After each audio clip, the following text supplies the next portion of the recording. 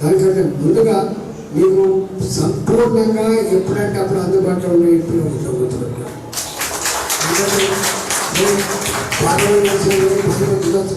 Otherwise మంచిగా ఏ వ్యాపారాలు ఉండవు కాబట్టి తప్పకుండా ఇవాళ అన్నిటికంటే ముఖ్యం ఏదైనా అవసరం పడితే ఆపద వస్తే సమస్యలు ఉంటే చెప్పుకోవడానికి దొరకలేనటువంటి మీ బాధ అయితే ఉందో ఆ బాధతోనే మీరు ఎక్కువ ఓట్ల పాత్ర లేదు, ఎవరు ఇష్టపడరు, రాజకీయాలు ఇష్టపడరు. కానీ ఈసారి మీరు ఏది కోరి ఓటేసి ఇంత ఎర్రటి ఎండలో కూడా ఎన్నడూ ఓటు వేయని వాళ్ళు, ఎన్నడూ రాజకీయాన్ని ఇష్టపడే వాళ్ళు ఇలా బయటకు వచ్చి ఓట్లేస్తేనే ఇంత పరిస్థితి వచ్చింది. ఇంత ఖాళీలు ఉన్నప్పటికీ కూడా మన ఖాళీలే బయటికి వెళ్ళిపోయి అక్కడ ఓట్లు వేయలేకపోయినప్పటికీ కూడా మంచి ఓట్లు పోలింగ్ రావడానికి కారణం అంటే ఎలక్షన్ వచ్చింది. ఆ ఓటు కూడా ఒక పాజిటివ్ ఓటు వచ్చింది. దేశం సురక్షితంగా సురక్షంగా దేశం ప్రపంచ చిత్రపటంగా గొప్పగా ఎదగాలంటే సగటు భారత జాతి ఆత్మగౌరవ ఓట ఇవాళ ప్రపంచం ఎదగాలంటే మోడీ గారి కాలంలో పాజిటివ్ ఓట్. ఎన్నడూ 5 ఏళ్ళకే ముఖం పొత్తుపోతుంది. మీరు చూస్తామని రాజులో 5 ఏళ్ళకే కథమైపోయింది.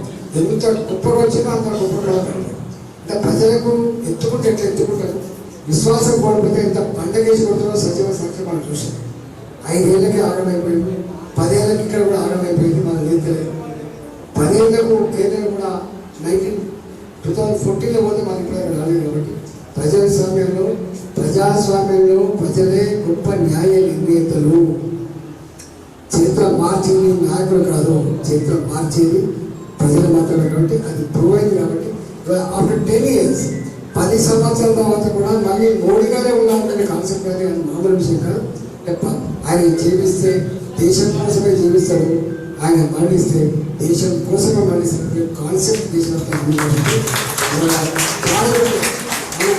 అలాంటి వాళ్ళకి కొంచెం చరిత్ర ఉండి పాజిటివ్ కానీ వీటిలో గెలిపించుకోవాలంటే ఉండొచ్చు. కానీ ఎక్కువ మటుకు ఇప్పుడు వస్తాం. మేము ఓటేసాం సార్ అంటాడు. మేము వస్తా ఉంటే సైకిల్ మటు మీద నమస్కారం సార్ మేము ఓటేసాం సార్ అంటాడు. అంటే మా మొక్కలు సినిమాలు చూసి కానీ ప్రజలకి ఎప్పుడు తెలియదు. ఎందుకు వేసినామంటే మేము మోడీ గారి చూసి ఓటేసాం, కొంతమంది నిన్ను చూసి ఓటేసామని కొంతమంది ఇంకా గొప్ప ఓటేసాం. కాబట్టి డెఫినెట్గా ఇవాళ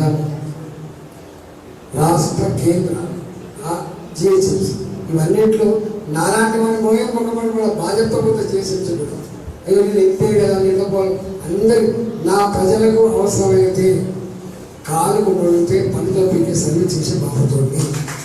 కాబట్టి నాకు చేసే లేదు, నాకు చిన్న పెద్ద లేదు, నాకు ఉన్నదల్లా నేను నన్ను ఎవరైతే ఎన్నుకున్నారో, నాకు ఎవరైతే అధికారాన్ని కట్టబెట్టిందో, నా గౌరవాన్ని పెంచారో వాళ్ళ గౌరవాన్ని నిలబడమే, వాళ్ళకు విశ్వాసం కలిగించడమే నా బాధ్యత భావిస్తాను. కాబట్టి డెఫినెట్గా మీరు మీ ఎంపీ ఎవరంటే ఇటలాగా చెప్పుకునే పరిస్థితి, ఏ కానీ చెప్పి నెగిటివ్ మాట్లాడే పరిస్థితి రాని మీకు హామీ ఇస్తూ నమస్కరిస్తారు.